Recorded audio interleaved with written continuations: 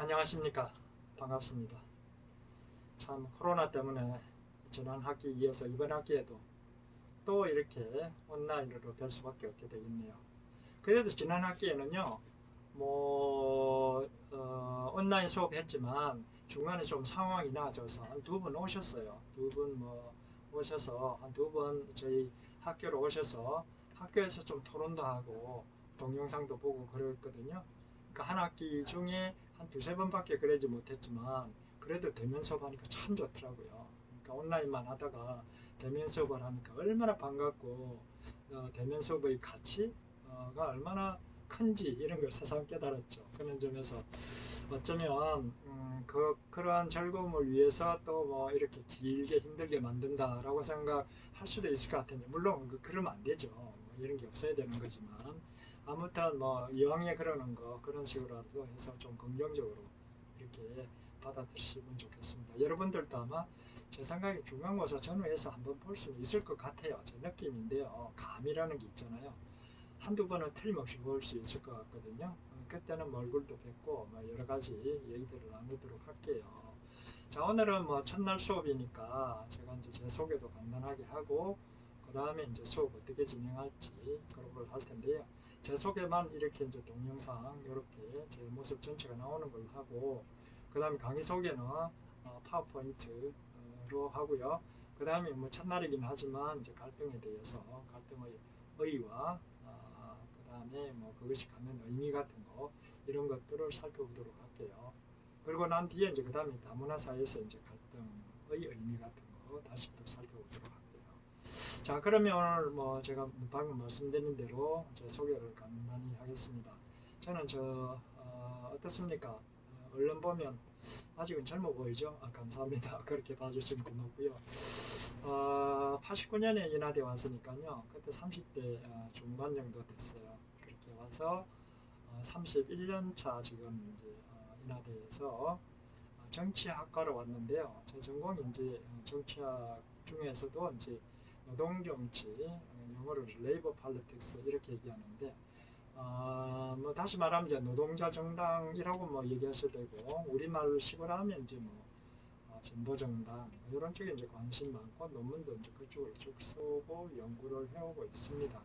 강의도 이제 한국 정치, 비교 정치, 제3세계 정치, 뭐 정치 변동론, 뭐 정치학 방법론 이런 것도 했고요. 뭐 다양하게 이제 쭉 해왔습니다. 그래서 이제 초기에는 인하대 왔은 초기에는 이제 정치학 쪽에 이제 정치학 쪽에 초점 거의 모든 이제 시간을 투자를 했어요. 정당 활동, 노조 정치 활동 이런 걸 이제 많이 이제 현장에서 가서 이제 도와드리기도 하고 제가 직접 이제 활동하기도 하고 그랬습니다. 그래서 한 2007년 정도까지 현장 경험을 참 많이 했죠.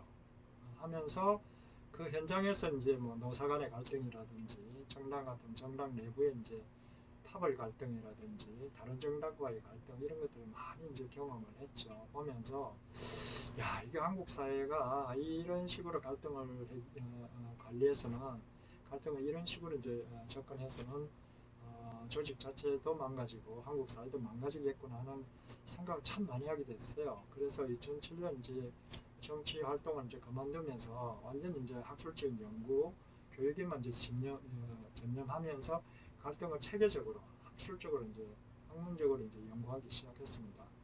그래서 이제 2012년쯤에 이제 책을 하나 냈고요.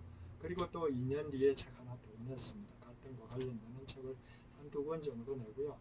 2007년, 8년 정도부터 이제 다문화, 이민 이런 쪽에 또 관심을 가져서 왜냐하면 이제 정치 쪽엔 제가 더 이상 뭐 기여할 바가 없을 것 같다. 무력감 같은 걸 느껴갖고요. 왜냐하면 당내에서 파벌 갈등이 일어나면 그거 정당 간 싸우는 거 아무것도 아닙니다.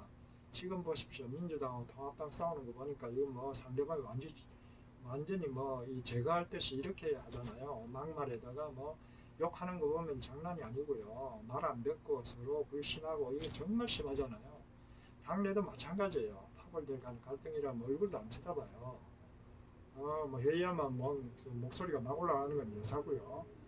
그래서 참 쉽지 않더라고요. 저도 또 마음이 좀 여려가지고 그런 거 못 견뎌해요. 그래서 이제 중재 노력을 하다가도 이제 결국은 학자로서 중간에 서서 이제 조정도 해보고 좀 타협도 시켜보려면 안 되더라고요. 힘이 없으니까 안 돼요. 그래서 이제 그만뒀는데 나와서 이제 갈등을 하면서 정치 쪽에는 너무 한계를 느껴서 이제 이민 다문화 쪽에 내국인하고 이제 외국인하고 갈등 문제 이거 점점 외국인이 많아지는데 이 문제 우리가 잘해야지 잘못하면 우리 한국 사회 유럽에서 뭐 런던 테러가 나고 프랑스 폭동이 나고 뭐 이런 일이 터지듯이 우리나라도 이거 충분히 터질 수 있다라는 그런 위기감 같은 걸 느꼈죠. 그래서 대충 2007년, 8년 정도부터 이민 다문화 하면서 갈등 쪽에 이제 주로 초점을 맞춰서 했고요. 거기서 이제 심리적인 기초에 있는 편견과 차별 이런 것도 하고요. 사회통합 문제도 이제 관심을 갖고 프로젝트도 많이 하고 이제 글도 이제 좀 썼습니다. 여러분들 아마 인터넷에 들어가서 때리면 제 글도 아마 올라올 테고 인용도 나올 텐데요. 물론 이민 다문화는 정치에 비해서는 좀 상대적으로 적지만 그래도 2010년부터는 거의 뭐 이민 다문화 쪽으로 이제 전념을 했기 때문에 논문은 그렇게 많지는 않습니다. 두세 개 정도밖에 안 되지만요. 연구 보고서 한 두세 개. 이지만 관심을 계속 갖고 있고 쭉 그래서 여러분들을 이렇게 이제 만나게 된 것 같아요. 정책대학원에서도 사회통합하고 이제 갈등 문제를 주로 이제 제가 강의를 하고 있고요. 자, 아무튼 이렇게 하면 대충 이제 제 소개는 한 것 같고요. 또 이제 대면하게 되면 직접 뵙고 이런저런 얘기 더 할 수 있을 것 같습니다. 여러분들 지금 이제 이번에 세 분이 이제 들어오셨던데 그 세 분 잠깐 한번 볼까요? 제가 그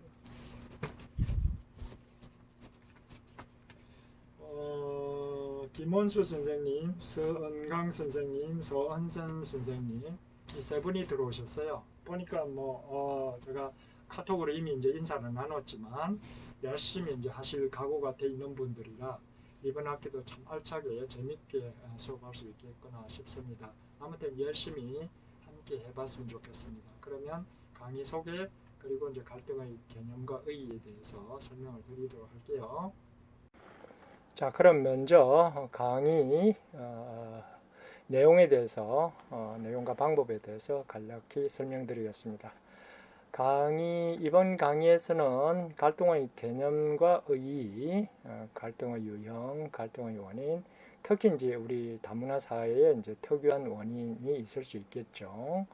그러니까 뭐 단일 문화 사회에서의 에도 뭐 이제 갈등이 있으니까 거기에 이제 원인도 다양하게 있을 수 있겠지만 다문화 사회이기 때문에 단일 문화 사회에서는 찾아볼 수 없는 독특한 그런 원인이 있을 수 있을 겁니다. 그것이 무엇인지 더 이제 알아볼 것이고요. 그 다음에 갈등 과정에서 이제 감정은 어떤 역할을 하는지, 원인으로서 또는 전개 과정에서 감정은 어떤 역할을 하는 건지, 그 다음에 이제 개인 갈등이 집단 갈등으로 이제 전환되는 계기라든지, 그 다음에 이제 비폭력적인 평화적인 갈등이 폭력 갈등으로 격화되는 원인이 뭔지, 그리고 도저히 해결하기 힘든 그런 갈등도 있을 수 있거든요. 그런 것들은 어떤 것들이 있는지에 대해서 살펴볼 겁니다. 사실은 이게 이제 사실은 갈등 연구에 있어서는 사실 핵심 부분이다. 갈등 원인에 대한 것이 사실은 가장 중요하잖아요. 원인을 정확하게 진단을 해야 해법이 나오는 거니까요. 올바른 해법이 나오는 거라서 이 부분에 시간을 좀 많이 투자하겠습니다. 그 다음에 이제 갈등의 전개 과정. 이제 뭐 단계마다 처음에 이제 시작을 해서 발생을 하면 이제 점점 이제 격화가 되죠. 해결이 빨리 해결이 되지 않으면 격화된단 말이죠. 그래서 어떤 것들은 장기화되는 거고, 어때는 격화 과정에서 다시 이제 해결 단계로 이제 들어갈 수가 있는데, 그 단계마다 이제 특징들이 있습니다. 그런 것들에 초점 맞춰서 살펴볼 겁니다. 그 이유는 이제 단계마다 이제 적용해야 될 해법이 이제 달라질 수 있기 때문입니다. 전개 과정을 볼 거고요. 그 다음에 갈등 해결 방안, 그 다음에 이제 거기까지가 이제 갈등의 객관적인 어떤 갈등이 어떤 식으로 이제 어떤 이유에서 생겨나서 어떻게 전개되고 어떻게 하면 해결할 수 있는가에 대한 얘기고요. 이제 그 다음 부분은 갈등을 어떻게 이제 분석할 것이냐 이겁니다. 갈등 분석 방법입니다. 갈등 분석 방법의 이제 주체부터 시작해서 갈등의 원인이 되는 것들, 그 다음에 전개 과정의 여러 가지 특징들을 어떻게 분석할 건지 이런 것들을 얘기할 거고요. 그 다음에 이제 마지막으로 이제 사례 분석. 여러분들이 아마 마지막에 이제 보고서를 쓰면 사례 분석 이걸 이제 하게 될 건데요. 사례 분석을 이제 후반부에 들어가서 이제 좀 여러 가지 사례들, 결혼 이민자 가정의 뭐 갈등이라든지 또 외국인 근로자와 관련해서 이제 생겨난 갈등이라든지 이런 것들을 쭉 살펴보도록 하겠습니다. 자, 수업은 뭐 아시다시피 이제 목요일 날 6시 반부터 이제 7시 50분까지입니다. 수업 방식은 온라인으로 하죠. 중간고사 때까지는 일단 뭐 그럴 수밖에 없고요. 그리고 이제 끝부분에 여러분들이 이제 간단하게 이제 뭐 좀 정리하는 의미에서 간단한 과제를 제가 부여를 하겠습니다. 그걸 좀 봐주시면 되고요. 기본적으로 아이클래스를 통해서 이제 이게 강의 동영상이 이제 배포가 될 테고 정리 안 되면 유튜브로도 갈 수도 있습니다. 그래서 제가 카톡을 해놓은 건데 카톡에 이제 링크를 해주면 그 링크를 연결하면 눌러서 들어오시면 동영상을 볼 수 있게끔 그렇게 하도록 하겠습니다. 그래서 꼭 뭐 6시 반에 가능하면 목요일에 6시 반에 이제 봐주시면 좋고요. 만약에 그날 뭐 바쁘셔가지고 도저히 못 보셨다 그러면 반드시 그 수업이 있는 주 말까지는 꼭 봐주시고 그래서 끝에 있는 이제 과제가 있잖아요.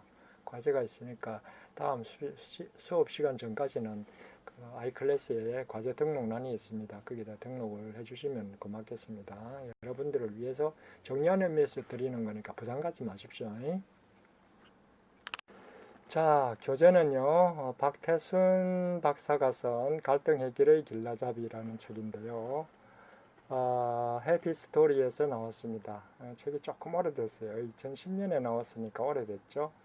근데 마땅한 교재가 없어요. 이것처럼 종합적으로 체계적으로 그나마 정리되어 있는 교재로 삼을 만한 책이 별로 없어가지고요. 결국 이걸 쓰기로 했습니다. 부교재는 이제 여러 가지 이제 또 논문이라든지 이런 것들은 그때그때 소개를 해드리도록 하겠습니다. 자, 평가는 뭐 맨날 하는 데니까 신경만 안 쓰셔도 될 겁니다. 뭐 일단 보고서는 한번 중간에 간단한 보고서, 그 다음에 이제 기말에 최종 보고서 이렇게 제가 부담 안 되게 그러나 여러분들이 하면 정리할 수 있는 그런 계기로서 중간 평가라든지 최종 보고서 이렇게 할 테니까요. 너무 걱정하지 마십시오. 부담 갖지 마십시오. 자, 일정은 이제 오늘 첫 수업을 하면 대충 이제 중간고사 때까지 이제 이론하고 이제 사례들을 쭉 볼 겁니다. 사례 보고 그 다음에 이때 이제 사례는 주로 이제 외국 사례 이런 것들을 볼 테고요. 외국의 사례들 뭐 가능하다면 혹시나 이 기간 중에 여러분이 나오실 수 있으면 한두 번 나오셔갖고 동영상을 같이 한 두 차례 봤으면 하는데요. 한번 그 상황을 봐서 제가 말씀을 드리겠습니다. 그 다음에 이제 중간고사 끝나면 이제 뭐 결혼 이민자라든지 외국인 근로자라든지 유학생이라든지 그래서 한국 사회에서 겪는 갈등들, 그 사례들을 이제 쭉 살펴보도록 하겠습니다. 그래서 12월 17일 날 이제 그 전주에 이제 종강을 하고 17일 날 이제 최종 보고서 받는 걸로 해서 이번 학기 마무리를 짓는 걸로 하겠습니다. 자, 그러면 갈등의 개념과 의의에 대해서 이제 살펴보도록 하겠습니다. 우리 사회가 얼마나 갈등이 심한가는 삼성경제연구소하고 그 연구원에서 이제 조사한 결과를 보면 전 세계가 아니고요. OECD 국가 중에서 갈등이 가장 심한 걸로 상위 4위 내지 5위를 차지하고 있습니다. 그만큼 이제 우리 한국 사회가 다른 어떤 국가에 비해서 특히 이제 선진국 국가들하고 비교했을 때 우리 사회의 갈등은 매우 심하다는 걸 알 수 있습니다. 사실 이번에 코로나가 얼마나 무섭습니까?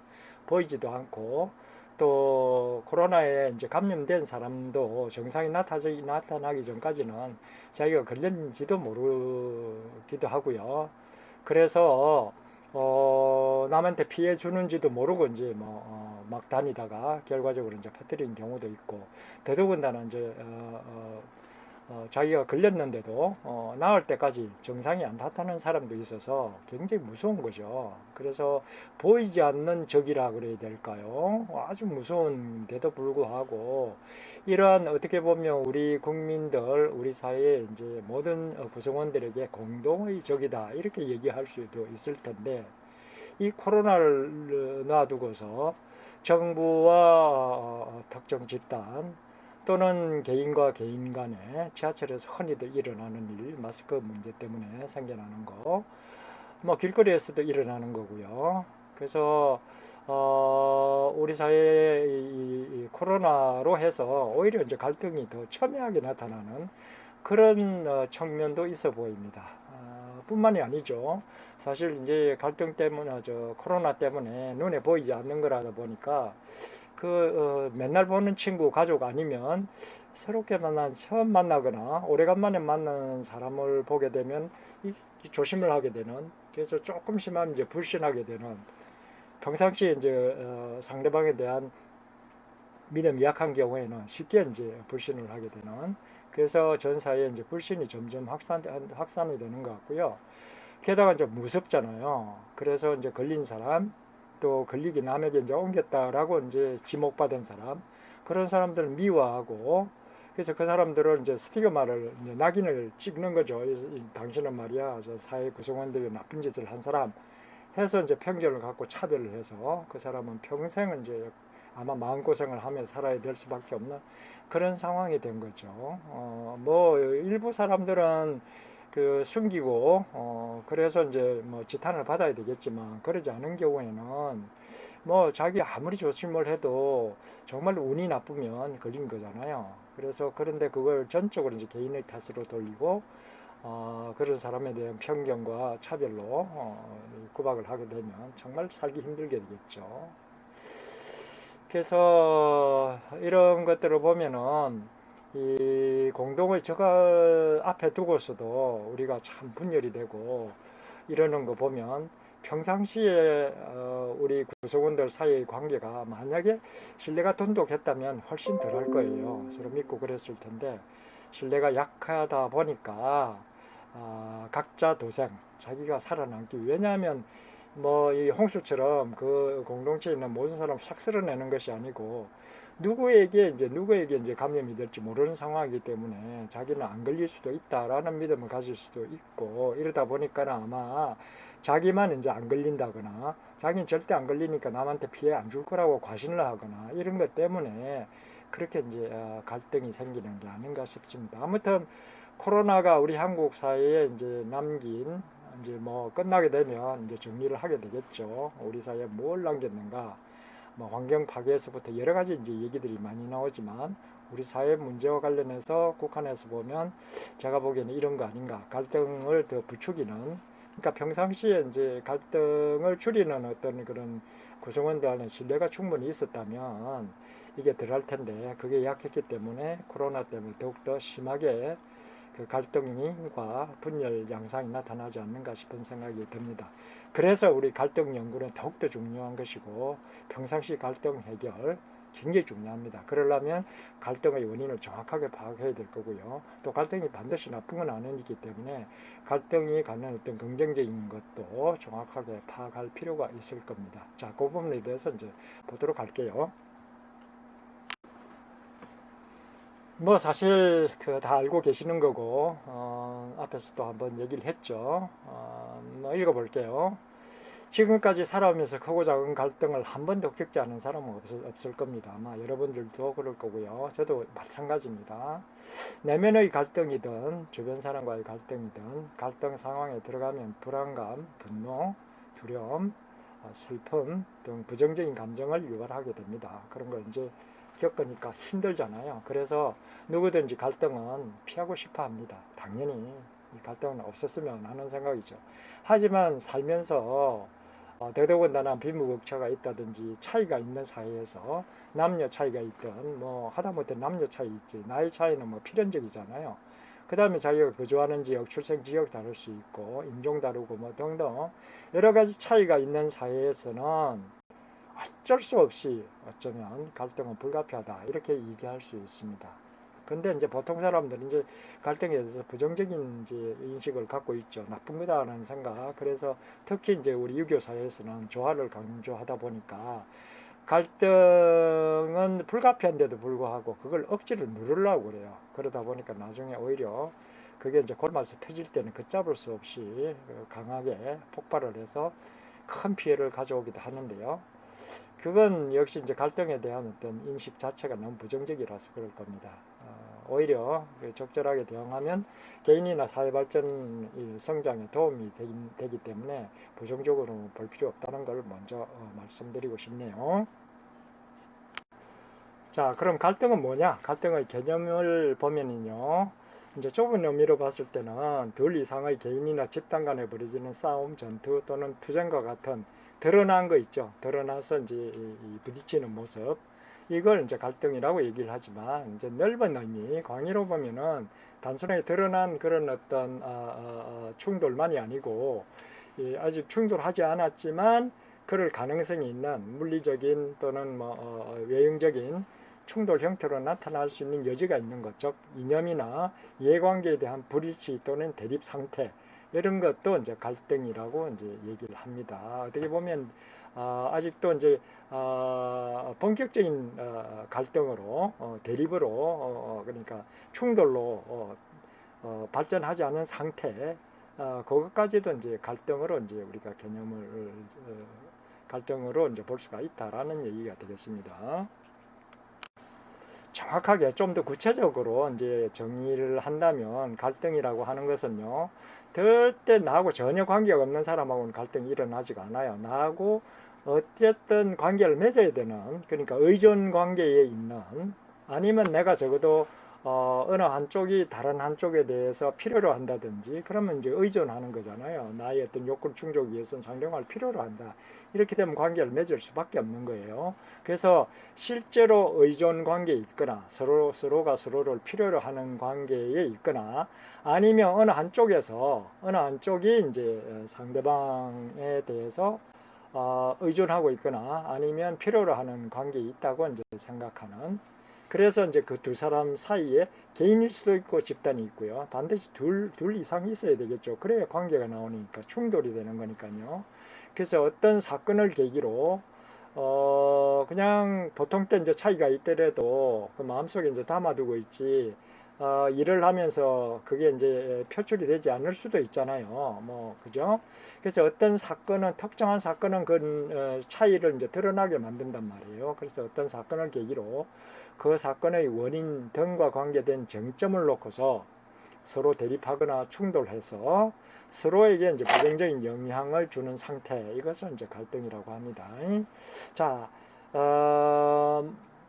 그렇잖아요. 우리 이제 예를 들어서 이제 이 세상에 아무리 가까운 두 사람을 둘이 옆에 놓고서 보더라도 적어도 한두 개의 차이점은 있거든요. 그 차이 때문에 충돌할 수가 있습니다. 그런데 그런 차이가 이제 부각되지 않는 그런 상황에서는 충돌할 이유가 없죠. 그래서 어떤 사건이 그 차이를 부각하게 만드는 수가 있어요. 이제 음식에 원래 이제 취향이 다르다. 근데 음식으로 같이 갈 일이 없으면 충돌할 일이 없잖아요. 근데 우연히 이제 같이 밥 먹으러 가야 되게 됐어. 그러지 않으면 안 되게 되는 상황이 됐을 때 이제 식성의 차이는 바로 이제 갈등을 유발할 수 있게 되는 거겠죠. 그래서 그런 이제 무엇을 먹을 것이냐 하는 쟁점이죠. 놓고서 이제 서로 나 먹고 싶은 거 먹자, 아니다 나 거 먹자 이렇게 해서 대립하고 충돌해서 이제 제때 이제 식당에 못 간다든지 해서 배가 이제 더 아프다든지 더 고프다든지 그런 고통을 이제 겪게 되는 거죠. 그래서 갈등은 대체로 이제 갈등이 실질적으로 이제 일어나게 되면 적어도 적극적인 효과는 서로에게 이제 부정적인 영향을 주고 받게 되는 겁니다. 다시 정리할게요. 자, 갈등이라고 하는 것은 실제로 의존 관계에 있거나 어느 일방 또는 상방이 의존 관계에 있다고 생각하는 둘 이상의 개인이나 집단이 어떤 사건을 계기로 그 사건의 원인 등과 관련된 쟁점을 놓고 서로 대립하거나 충돌해서 서로에게 부정적인 영향을 주고 있는 상태, 이것을 갈등이라고 얘기를 합니다. 자, 이 그림 보니까 어떻습니까? 한 사람은 지금 바쁘게 이제 전화를 통화하는 것 같고요.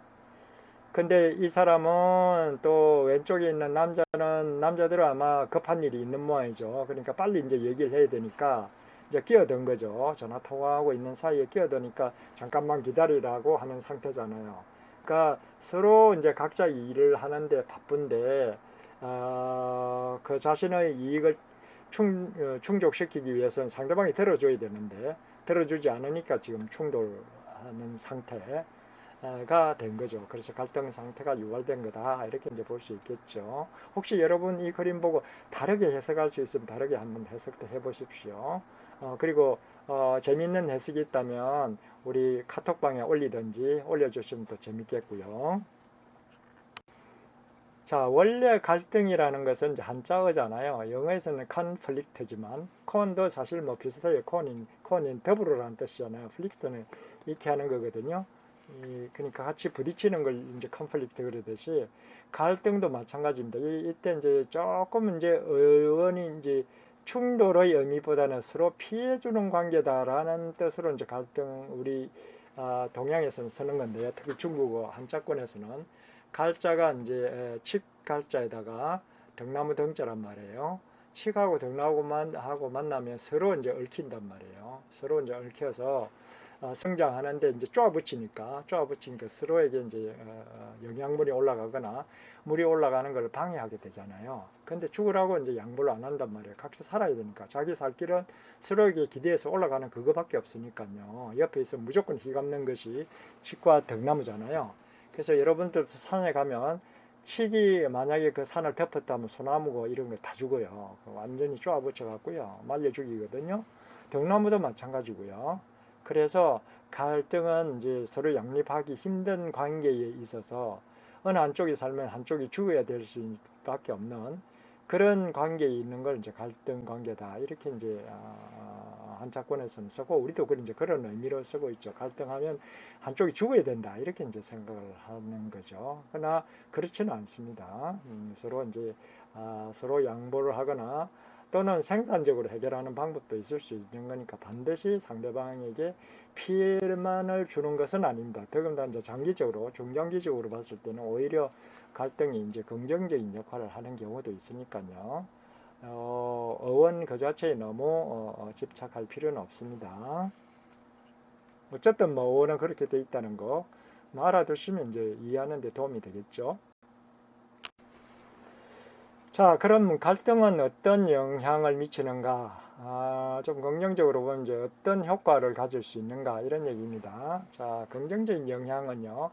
대응만 잘하면, 물론 이제 그냥 놔두면 부정적인 영향이 더 크죠.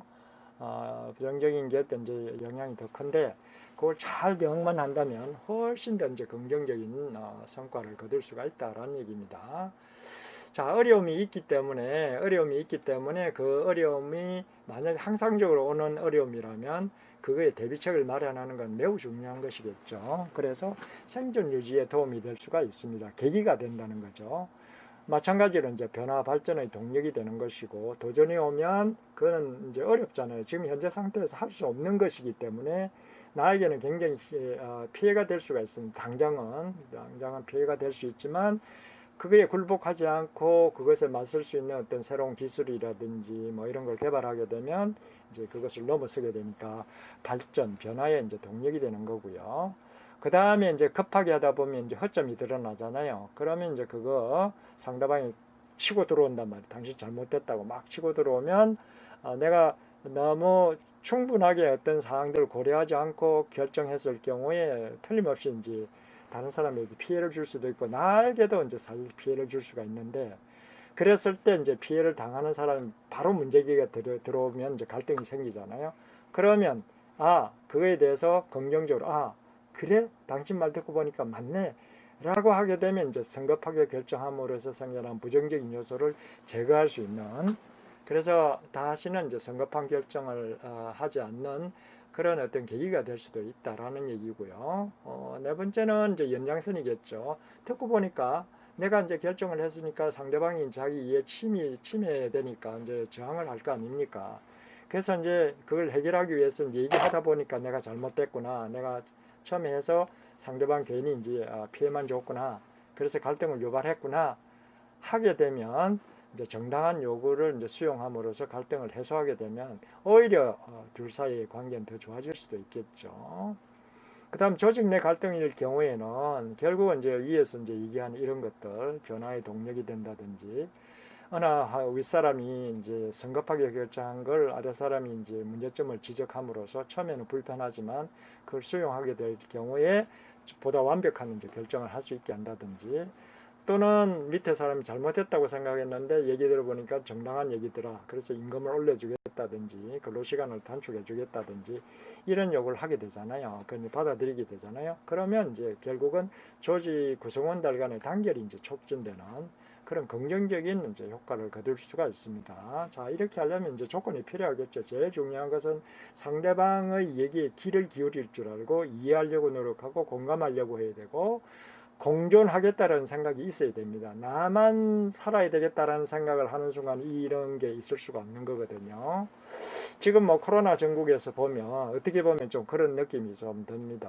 나는 어쨌든 살아야 되니까 남이 죽든 말든 나의 이해관계를 갖추기 위해서 이렇게 하겠다. 결과적으로 또 다른 사람에게 피해를 준단 말이에요. 이런 상황이 되는 한에서는 갈등이 긍정적인 효과는커녕 오히려 부정적인 효과만 커져서 사회 전체적으로도 이제 문제가 생길 수가 있습니다. 다시 보겠습니다. 자, 갈등으로 인한 고통이 오히려 이제 발전의 계기가 된다. 자기를 돌아볼 수 있는 계기가 된다라는 얘기는 이제 폴 브란드 박사가 있는데요. 영국 사람이에요. 원래 이제 영국 사람인데 부모님이 이제 선교사예요. 양친인데 다 선교사라 인도 오지에 가서 이제 선교를 할 때 의료 선교를 했어요. 의료 봉사를 이제 했는데 이제 뭐 문둥병이라든지 이런 걸로 이제 고생하는 사람들을 이제 치료해주는 그런 걸 하면서 이제 선교를 했던 사람인데 자기가 이제 인도에 있을 때 어렸죠. 어렸을 때는 이제 몰랐다가 나중에 이제 영국 들어가서 이제 공부를 하면서 전공을 하다가 다른 전공을 했다가 나중에 봤더니 내가 해야 되던 이게 아닌가 보다 하고 이제 다시 돌린 것이 이제 자기도 의사가 됐어요. 그래서 결국 이제 그 의사가 돼서 다시 이제 아버지가 있었던 그 인도 아주 산골 마을로 가서 그 문둥병 환자 치료하는데 이제 전념을 하게 되는데요. 그러면서 이제 겪었던 거를 이제 쓴 것이 필립 얀시라는 신학자입니다. 필립 얀시하고 이제 공저로 Gift of Pain, 고통의 선물, 고통이라는 선물 이런 책으로 이제 냈어요. 한 뭐 93년, 97년 두 번 이제 나왔는데 저 읽고 참 감동받았습니다. 엄청 감동받았는데요. 뭐 종교적이라기보다는 어떤 인생을 살아가는 지혜를 주는 책 같아서 정말 좋은 책이었다 싶고요. 폴 브란드 박사 정말 존경하거든요. 인간적으로도. 아무튼 그 한센병이라고도 하고 그다음에 이제 우리나라는 문둥병, 나병 이렇게 되어 있습니다. 이제 나병균에 의해서 감염이 되는데 지금 이 시대 현대 사회에서는 이제 뭐 24개국을 제외한 나머지 지역에서는 연간 1만 명당 한 건 정도로 발생하는 아주 드문 질병이고 우리나라에서도 우리 한국에서도요 3군 법정 전염병으로 지정되었지만 격리 따로 이제 격리돼야 하는 그런 질환은 아니다라는 얘기죠. 격리가 필요하다는 얘기는 전염된다는 얘기잖아요. 전염되지는 않는다. 공기든 뭐 접촉이나 이런 거에 의해서 전염되는 건 아니라는 얘기입니다. 하지만 치료하지 않으면 이제 신경계에 이제 합병증이 생겨요. 이제 뭐 이게 이제 말초신경을 이제 공경하는 균인데 이게 들어가게 되면 이제 고통을 그러니까 통증을 느끼는 신경을 마비를 시켜버려요. 그 마비되니까 고통을 못 느끼잖아요. 그러니까 통증을 못 느끼기 때문에 못을 밟고 피가 났는데도 통증을 못 느끼고 계속 다니고 그 다음에 뭐 다리가 부러져도 통증을 안 느끼는 그냥 다니고 그러면 치료 안 하면 어떻게 되겠어요? 그럼 염증이 생기잖아요. 염증에 의해서 곪아가지고 결국 이제 팔다리가 떨어져 나간다는 거죠. 코끝도 그렇고 손가락 끝도 그렇고 하여튼 끝 부분에 이제 주로 이제 침투를 해요. 근데 코끝, 뾰족 튀어나온 부분, 손가락, 발가락 이런 데 침투를 많이 하는데, 그래서 이제 통증을 느끼는 그 신경을 이제 공격해서 마비를 시키기 때문에 위치 감각이나 진동 감각 이런 것도 없어지고요. 그러다 보니까 외상을 계속 입게 되면 이제 감염이 되잖아요. 그러면 손가락, 발가락이 이제 떨어져 나가버려서 흉악한 모습으로 되는 거예요. 그래서 이제 사람들이 코도 뭉그러지고 눈도 뭉그러지고 막 이러거든요. 그래서 그런 사람들 이상한 막 뭐라 그럴까 괴물 같아 그러나 뭐 이런 거 비슷하게 보기 때문에, 그래서 그 사람들이 이제 격리 같이 살아도 되는데 사람들이 워낙 이제 흉물스럽게 이제 보니까 따로 이제 수용소를 해서 우리나라에도 이제 그렇게 따로 이제 수용소를 해서 했었죠. 치료를 하고 했는데 지금은 이제 그런 이 그 병 걸린 사람 별로 없으니까요. 아무튼 그래서 이제 이러한 나병, 문둥병, 한센병을 이제 치료했던 폴 브란드 박사가 하는 얘기가 자기가 이제 결국 이제 이 2차 2차 감염이 2차 전염을 해서 생겨나는 거잖아요. 이 신경계를 치유하는 공격하는 나병 그 자체가 문제가 아니고 그 통증을 느끼는 이제 신경을 마비시키는 역할을 하는 게 이제 나병이란 마병군이란 말이에요. 그래서 통증이 없어지니까 2차 감염이 이루어지는 거예요. 그죠? 2차 감염이 이루어져서 이제 결국 이제 나빠지는 거라. 그래서 2차 감염 때문에 결국 이제 죽기도 하고요. 그래서 2차 감염만 막으면 사실은 그 사람은 이제 온전한 삶을 살 수가 있다라는 거죠. 손가락, 발가락 떨어져 나갈 일도 없고요. 코끝이 망가지지 않는단 말이죠. 그래서 폴 바란드 박사는 이제 제일 고민했던 게 어떻게 하면 나병 환자들이 통증을 느끼게 할 수 있을까? 이게 이제 고민을 한 거예요.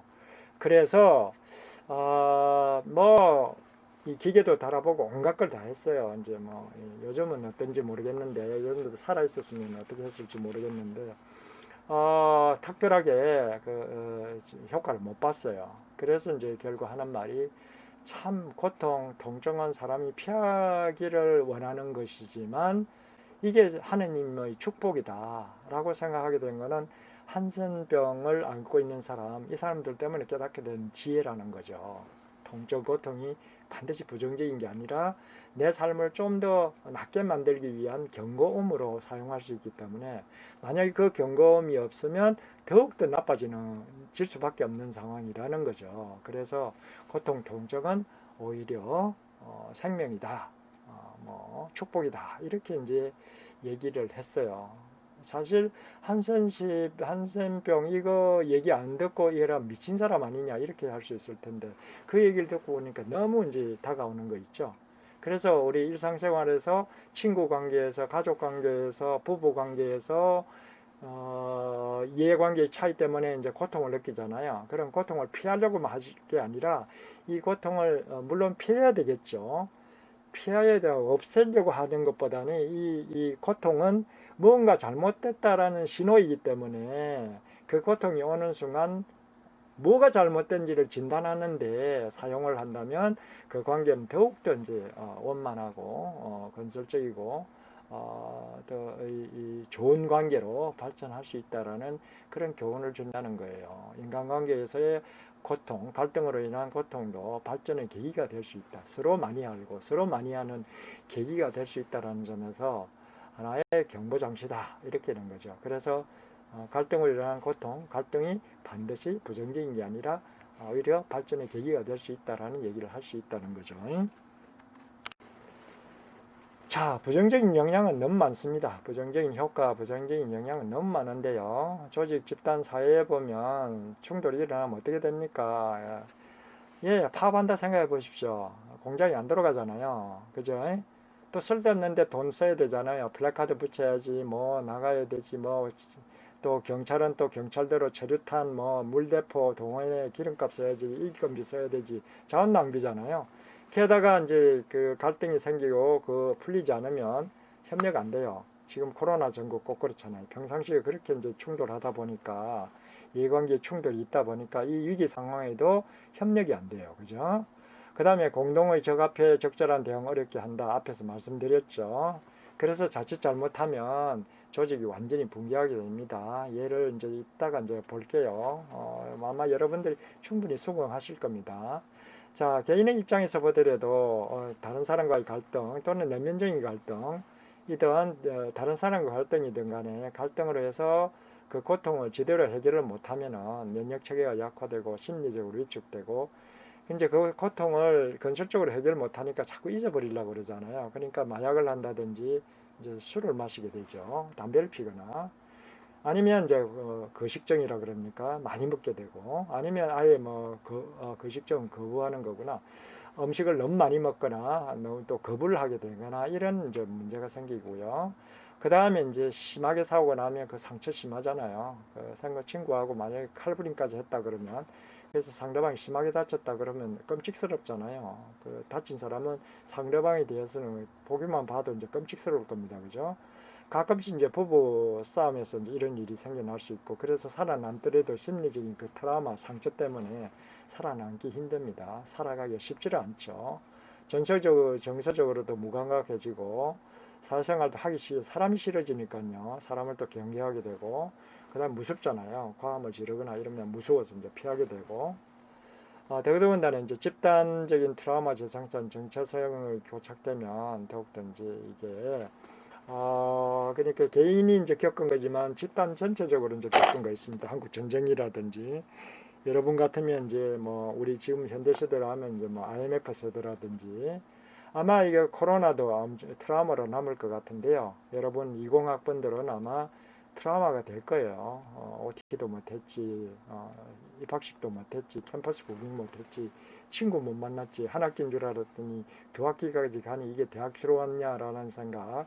그래서 대학에 대한 생각이라 이런 것들이 아마 다른 이제 학번들하고 다를 가능성이 굉장히 큽니다. 어떻게 보면 이 집단 이 시대 학번들의 특유한 어떤 경험이 되겠죠. 이런 게 공통적인 집단적인 경험인데 그런 걸로 해서 이제 좋은 게 아니기 때문에 트라우마가 굉장히 클 거예요. 그래서 다음에도 이런 비슷한 질병이 들면 아마 또 다르게 이제 대응할 가능성이 크죠. 굉장히 고통스럽다는 얘기입니다. 자, 우리 역사에서 이제 갈등의 부정적인 영향, 사회적인 겁니다. 개인적인 거는 이제 뭐 이따 또 뭐 필요하면 간단하게 말씀드리고요. 첫 번째는 이제 해방전국에서 좌우파 갈등. 자, 여러분 아시죠? 이거 뭐 고등학교 때 사회 시간에 하셨을 테고 뭐 만약에 한국 정치 들으셨으면 제가 너무 강조했기 때문에 아실 겁니다. 영화도 많이 나와 있고요. 대표적인 소설 영화 그럼 뭡니까? 해방전국을 가장 잘 그린 소설 그러면 태백산맥 보시면 됩니다. 조정래 씨가 쓴 1989년이죠. 89년부터 나오기 시작했는데 90년까지 10권이 나왔습니다. 제가 들어오자마자 그 교지 편집에서 이제 서평을 써달라고 그래갖고요. 그 10권을 읽으라고 혼났습니다. 89년 12월 1월 두 달 동안 이제 10권을 읽고 이제 서평을 써서 이제 실었는데요. 제가 정말 첫 번째 읽고 나니까 이 두 번째 걸 읽지 않으면 안 되게끔 이렇게 잘 썼더라고요. 정말 잘 썼어요. 그리고 절반 정도는 실정적인 어떤 사료를 썼어야 했다니까 사실에 기반된 거란 말이에요. 이제 거기서 좌우 갈등을 잘 그려놨습니다. 아주 형제 간의 갈등을 포함해서 그 전라남도에 이제 어디입니까? 벌교입니까? 거기 주변으로 해서 이제 일어나는 좌우 갈등, 전쟁까지 이어지는 그 과정을 그려놨는데요. 그 과정에 이제 뭐 처음에 해방되고 난 이후에 초기에는 괜찮았다가 이제 미군이 들어오면서부터 이제 친이됐던 우익들이 이제 살아나면서 좌파하고 이제 갈등이 좌익들하고 이제 충돌이 심하게 일어나게 됩니다. 그 상황에 이제 삼상회의에서 모스크바 삼상회의에서 이제 한국을 임시정부 수립하고 난 뒤에 이제 강대국에 의해서 신탁 통치한다. 그러니까 뭐라 그래 트러스티십이니까 혼자 놔두면 아직 불안하니까 우리가 이제 옆에서 지켜봐서 코치해 주겠다 이런 거였죠. 근데 우리 우파 쪽 우익 쪽이나 좌익 쪽이나 처음에는 이제 뭐 아니다 무슨 소리냐 우리 자립 충분히 처음부터 할 수 있다 왜서 이제 더 이상 개입하는 거 싫다 이렇게 했다가 이제 좌익 쪽에서는 모스크바에서 이제 지시가 내려와서 찬탁을 해라 그게 독립의 가장 빠른 길이다 해서 이제 그러면서 찬탁 반탁으로 이제 나눠지는 좌우 대립이 좌우 대립이 이제 찬탁반탁 대립으로 됐고 결국은 이제 미군 그러니까 친미 반미 이런 쪽으로 대립이 이제 이상하게 비틀어지는 그 계기가 됐던 게 이제 찬탁반탁이라고 할 수 있습니다. 모스크바 3상 회의가 됐는데 어쨌든 이 시기에 국민들 온 국민들이 다 쪼개졌어요. 좌우로 쫙 나눠져서 찬탁반탁 나중에 가서는 친미 반미로 이제 쪼개져서 남한 내에서도 이제 쪼개져서 결국 이제 무장 충돌, 무력 충돌까지 이제 일어나게 되고 그것이 이제 결국은 이제 한국 전쟁을 유발하게 되는 이제 내부적인 어떤 원인이 되는 그런 사태가 됐었죠. 그래서 우리 내부가 쪼개지면 결국은 이제 전쟁으로까지 가게 되고 전쟁이 해서 뭐 어느 한쪽이 완전 승리했으면 다행인데 그게 아닌 상황. 더더군다나 이제 국제 전쟁이 돼 버렸잖아요. 미국과 소련이 이제 개입하는 양진영이 개입함으로 해서 결국은 이제 어느 한쪽도 승리 못하는 어정쩡한 분단 상태가 지속되는. 그래서 지금까지도 우리가 고통스럽게 살고 있잖아요. 생각해 보십시오. 만약에 해방전국이 하나로 통일이 되었다면 이럴 리가 없잖아요. 그죠? 그래서 그 갈등이 그 당시에는 그 당시도 힘들었겠지만 그걸 긍정적으로 해결하지 못했기 때문에 생겨나는 부정적인 것은 지금 후세대들이 계속 이제 그 대가를 치르고 있는 거죠. 자, 어떻게 보면 그 해방전국에 이제 좌우 대립, 진미 반미 이렇게 나눠지고 했던 계기도 조선이 결국 조선 말기에 그러니까 외세가 이제 막 이제 아시아 쪽으로 치고 들어올 때 빨리 개방 개혁을 하든지 이렇게 했어야 되는데 그걸 하지 못한 상태에서 기득권 세력들 예를 들어서 양반들은 자기 땅 가지고 계속 이제 지키겠다고 하고 또 그게 이제 반란한 농민의 핍박당한 고통스러운 이제 농민들이나 이런 사람들은 세상을 바꿔보자 이런 상황 속에서 조정에 있는 신하들이 파가 나눠졌죠. 어느 나라하고 이제 결합하는 것이 협력하는 것이 우리에 도움이 될 것이냐 이 판단이 이제 달라졌어요. 이해관계에 따라서. 그래서 청나라하고 가깝게 해야 된다, 일본하고 가까이 해야 된다, 러시아하고 가까이 해야 된다, 미국하고 가까이 해야 된다 이런 입장들이 쫙 나눠져 있었어요. 그래서 한일날 1910년 일본이 이제 한국을 잡아먹을 때까지 계속 조정은 쪼개져 있었고 심지어는 이제 외세를 끌어들여서까지 전쟁까지 일으키고 이런 상황이 전개됐죠. 그러다 보니까 결국은 이제 우리 내부가 쪼개져 있는데 어떻게 외세가 우리를 살려주겠습니까? 그래서 외세 중에서 힘이 센 이해관계가 가장 강하고 힘도 센 일본이 이제 결국은 이제 조선을 잡아먹었고요. 조선을 이제 식민지 통치하면서 지주나 위청들하고 또 결탁을 했어요. 지주나 위청 사람들은 뭐 자기 가진 게 많다 보니까 이제 일본 총독부하고 이제 협력을 했겠죠. 의도했든 안 했든 간에 하다 보니까 해방전국에서 결국 이제 친일파로 몰리게 된 거고 실제로 이제 적극적으로 한 사람도 있었고요. 그래서 서민들은 또 친일했던 사람 처벌해야 된다 이렇게 되니까 식민지 청산을 둘러싼 친일 그다음에 친일 청산 이 갈등이 이제 진미 반미 찬탁 반탁으로 이제 연결되는 계기가 된 게 바로 이제 그 뿌리를 찾아보면 계속 조선 말기에 조정에서 그 신하들이 지배계급들이죠. 지배계급이 이제 통일이 안 되고 갈등이 있을 때 제대로 생산적으로 잘 해결하지 못해서 결국 정부가 이제 국가가 이제 분열이 되어 버렸잖아요. 외세에 대해서 공동 대응을 못하게 됨에 따라서 결국 청일 전쟁도 우리 조선 땅에서 이루어지고 러일 전쟁도 우리 땅에서 이루어지는 그런 비극을 맞으면서 결국 1910년에 일본에게 이제 주권을 뺏기는 그런 비극을 초래했고 그것은 그 여파는 다시 해방 이후에 친일파 친일 청산 이 갈등으로 이어졌고 그건 다시 친미 반미로 이어서 지금까지도 이어오는 갈등으로 갔으니까 조선 말기에 우리 왕부터 왕을 포함해서 그때 신화했던 사람들의 지배 엘리트들이죠. 엘리트들이 정말 갈등 해결 진짜 못했다. 그때 잘못 들었으면 이런 생각을 안 할 수가 없습니다. 그렇게 생각할 때마다 저는 마음이 너무 아파요.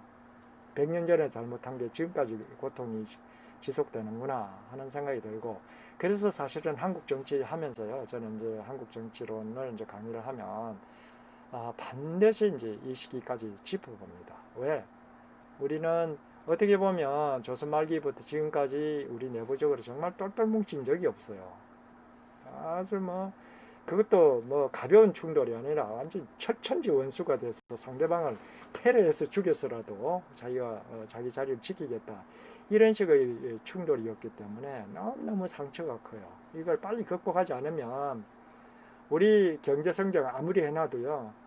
만약에 외에서 이제 어려워지거나 더 경제가 더 어려지면 이제 가진 사람들 그걸 지키려고 할 거고 또 갖지 못한 사람은 힘들어서 이제 또 세상 바꾸려고 이제 또 노력해요. 그럼 또 충돌이 일어날 거라면 조선 말기 그다음에 해방 전국 상황 똑같은 이제 상황이 반복될 수 있기 때문에 정말 두 번의 어떤 역사 100년 전, 그다음 50년, 70년 전의 이 경험들 이걸 정말 반추해서 어떻게 해서 통합할 수 있을지 차이가 있음에도 불구하고 서로 용납하고 더불어 살 수 있는 그런 갈등을 해결하는 방법을 배우지 않은 한 우리 민족은 미래가 없다라는 생각을 참 많이 하게 됩니다. 자, 거창한 얘기 했는데요. 우리 한국 사회의 이제 갈등이 이제 우리 민족, 우리 국민에게 어떤 영향을 미치는가 이런 관점에서 이제 말씀을 드렸고, 다시 말드리면 마음이 너무 아파요. 그런 거 보니 다시 반복하지 않았으면 좋겠는데, 물론 이런 내부적인 사회적으로 내부적인 갈등이 없었던 나라 없습니다. 베트남 그랬지, 뭐 어느 나라 뭐 미국은 안 그랬습니다. 남북 전쟁이 있었지. 지금도 흑백 갈등은 얼마나 심합니까? 유럽은 또 편안합니까? 어느 나라 가도 갈등은 다 있어요.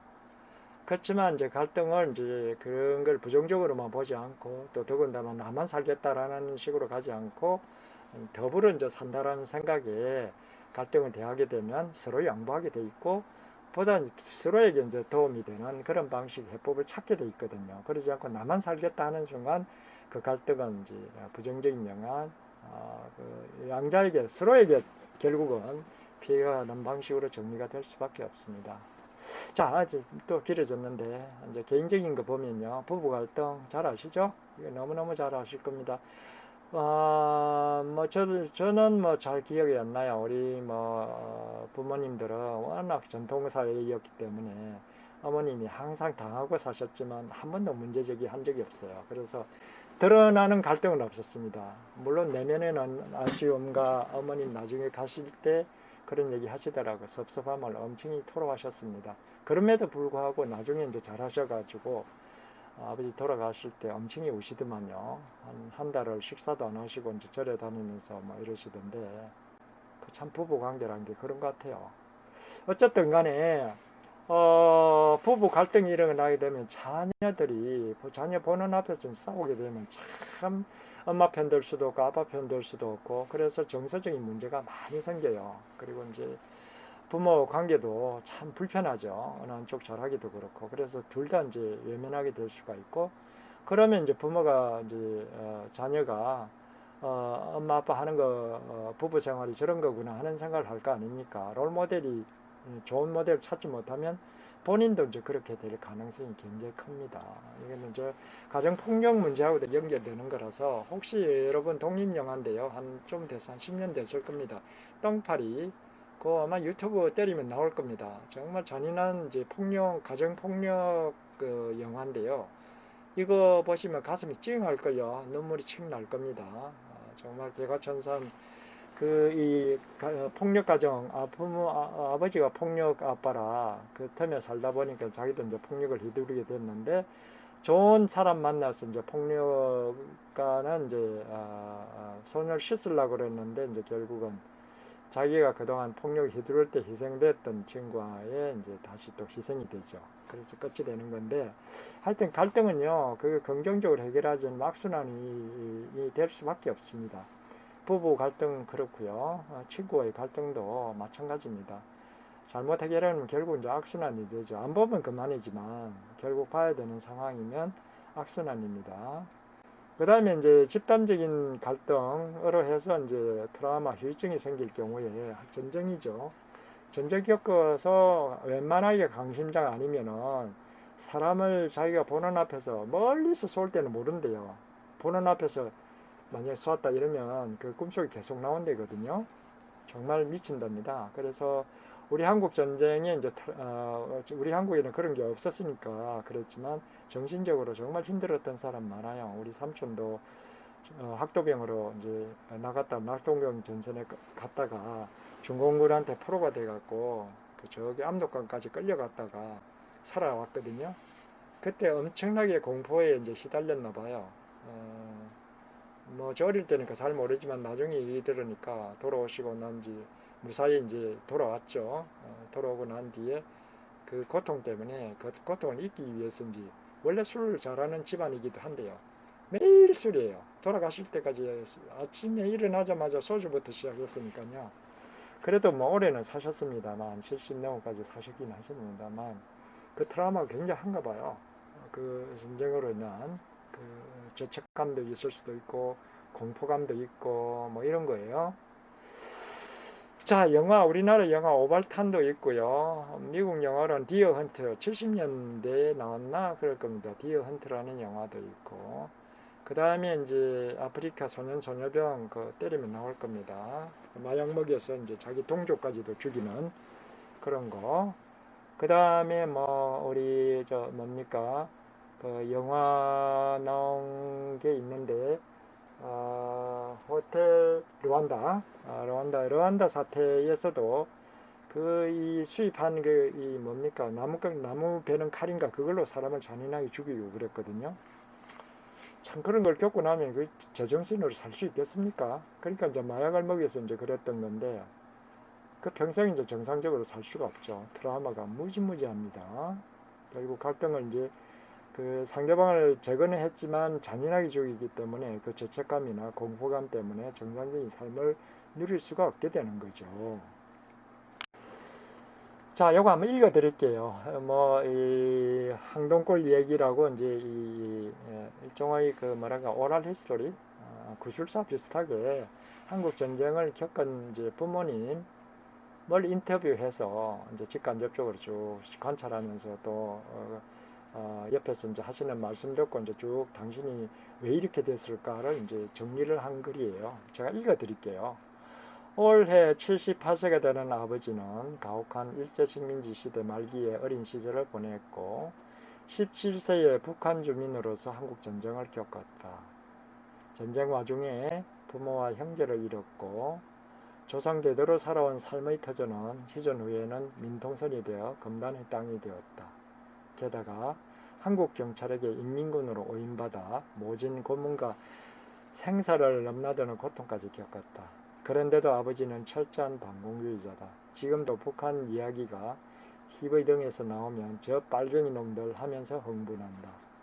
당신에게 피해를 준 가해자는 대한민국의 국가체제인데도 아버지는 역으로 비판의 확산을 항상 공산당에게 돌린다. 인민군으로 오인받아 대한민국 경찰에게 가혹한 폭력을 받아 폭력, 상처, 한, 이 트라우마로 자리 잡았으며 그것이 치유되지 않았기에 폭력성이 내면화되었다는 사실을 깨닫게 되었다. 이러한 폭력성은 가장 가까운 직계가족에게 행사되었는데 왜 힘이 없으니까요. 이것은 우리 사회의 독선적인 가부장적인 폭력성과 결합하면서 가족을 억압하고 규율하며 군립하는 폭군의 얼굴로서 나타나게 되었다. 아버지는 술을 즐겨 들었고 취하면 돌아가신 부모님을 부르며 목 놓아 엉엉 울고는 했다. 사소한 일에도 고성을 지르며 화를 내었고 집안 살림살이를 때려 부수며 그 화를 풀었으며 아니면 종종 주변 사람들과 싸움을 벌였다. 이러한 아버지의 폭력성은 가족에게도 깊은 상처를 내며 내면의 상처가 되어 자식들의 삶에 영향을 미쳤다. 아버지 본인 역시 그 화를 제대로 다스리지 못했으며 습관적인 엄주는 자신의 몸을 병들게 했다. 30대부터 간경화를 앓았으며 경제활동을 제대로 한 적이 없다. 항동골 이야기에서 나온 얘기입니다. 어떠세요?